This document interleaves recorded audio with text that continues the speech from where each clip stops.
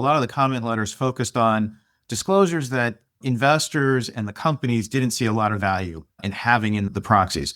And specifically, the one I think everyone loves to hate, there's two, the PVP, pay versus performance disclosure, and the CEO pay ratio. Now, it's important to note those two disclosures are required under the Dodd-Frank Act. So the SEC can't wave a magic wand and make them completely go away.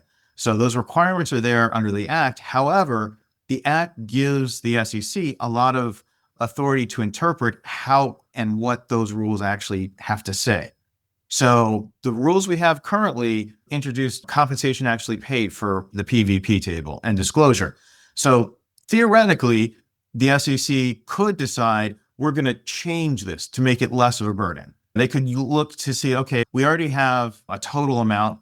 So if we don't think that's quite right, we could use other elements from like the summary comp table and the options exercised and stock vested table, perhaps, and put that together to say, okay, this is your compensation you received, and therefore this is what you should use. So that's a much easier thing to do rather than try and calculate out values for outstanding equity awards, which arguably may not necessarily have a bearing on things. From a grant practice standpoint, I think most companies focus on equity awards when they're granted, and then they may, after the fact, look to see how did we pay it out. If it was performance-based, how did we do on that cycle?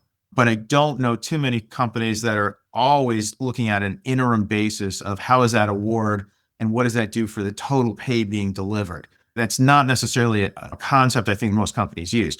Now, I think most companies have the concept of realized and realizable pay. And so far, the disclosure rules don't necessarily require that type of disclosure. It's very perfunctory and dictated what has to be there, but it doesn't fall in either one of those buckets squarely.